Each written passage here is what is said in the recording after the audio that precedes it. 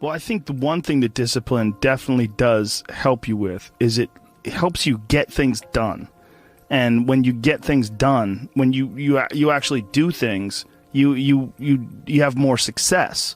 If you have more success, and sometimes a big part of success is just not being fucking lazy and just doing it. Yeah. That's like 90% of it is just showing up. Get there and start working. Like, you're not going to feel perfect every day. If I only worked out when I felt good, I'd be a fat fuck. Because there's a lot of days I don't want to do it. It's pretty much the same with everybody that actually gets good at something. There's got to be those days you push through. And they're probably going to be more numerous than the days you don't. And so the benefit of discipline in my eyes has always been that through discipline, I get things done. Yeah. I always say that I'm like the most lazy, disciplined person I know. Because I don't want to do it. Yeah. But I always do.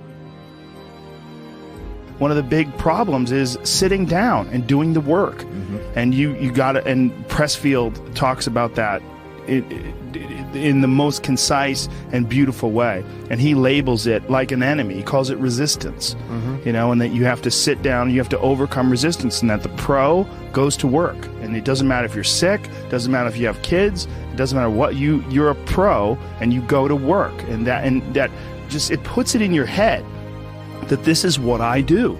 This is what, and you have pride in that. And then when you are in front of that keyboard and you look down at the count, it says, I got 1,000 words today. I put 1,000 words in. You're doing the work. Yeah. And out of that work, gems blossom. Yeah. Little things, but you might have a day where you just write nothing but dog shit. So what? Show up again tomorrow. And tomorrow out of that dog shit, a flower will emerge.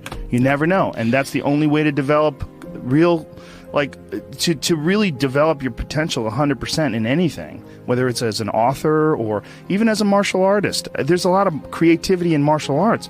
To be a great striker, you have to be creative because you have to develop patterns or execute patterns that aren't going to be perceived. This idea that life is hard, something you're supposed to shield from them, it's so silly. And, I've had this conversation with my friends because everybody that I know that's interesting had a fucked up life. But now we have kids, and the last thing we want is our kids to have a fucked up life. So we put our kids in these good schools, we live in these nice neighborhoods, everybody eats healthy, and there's no fucking domestic violence, and everybody seems, it's so different than all of our lives. And we were talking about it. Me and Brian Callen were actually talking about it. Look, we all had fucked up childhoods, and everybody we know had fucked up childhoods.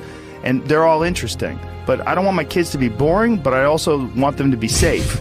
So it's like, how do you approach that? I mean, I think you get involved. This is what I've chosen to do, is get my kids involved in martial arts and give them the opportunity to pursue difficult things, and understanding that through pursuing these difficult things, in accomplishing stuff, you learn something about yourself. You learn that you have this ability inside of you to overcome.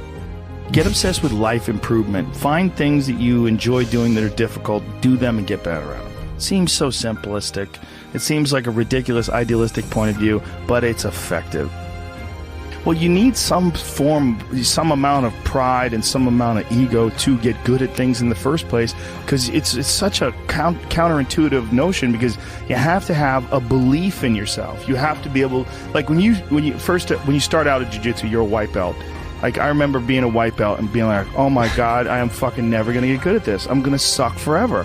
But to look at people who are better than you and know they had to have sucked at one point in time. Okay, there's somewhere along the end of this tunnel, there's got to be a light. I just got to keep going. Yeah. And that takes ego, and right? Ego, yeah, I was going to say, ego drives you to be successful, me to be successful. Ego is what's driving you. The problem is when you let ego go too far. Yeah. And everything takes balance. I swear by it.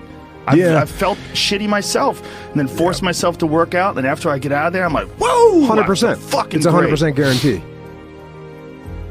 It's hard for people to break momentum too. Momentum that's good momentum, or momentum that's bad momentum.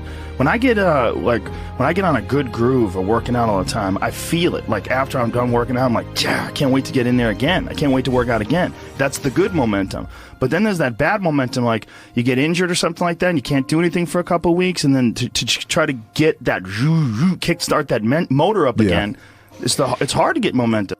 There's a lot of people that are eating shit food, and then by the end of the day, your body's in a crisis. Your body's just processing all this bullshit. And if you're eating a big, bullshit lunch filled with nonsense, like, your body's got to process all that stuff. And so at the end of the day, yeah, you're going to lose your willpower. So, like, when 5 o'clock, 6 o'clock rolls around, you're going to be tired. But if you have a healthy lunch, and you're properly fueled, and then you also have positive people in your life, everyone's motivated, by the end of the day, you're going to feel good. Whatever the fuck your thing is, just go and do it. Just force yourself to do it. And if you feel like shit because you ate lunch, then your lunch was, filled with bullshit, well then, hey dummy, don't eat shitty lunch tomorrow. Tomorrow try a nice salad. Try a salad with some salmon and see how you feel then. You're like, hey, I feel way better today at 6 o'clock. Duh. Now your decision making will be better. Like, people don't understand how significant it is. Like, all these little decisions, those are like that's the path for the rest of your existence on Earth. And if you decide to go to fucking Cheetos chocolate chip cookie route, you're just making a shit path. You're carving your fucking path through broken rocks and glass, and it's not the way to go. You know what else doesn't exist in a day-to-day life? A place where it's okay to be a man. It's actually okay to be a man. It's okay to have man thoughts. Like, everybody is so toned down and neutered.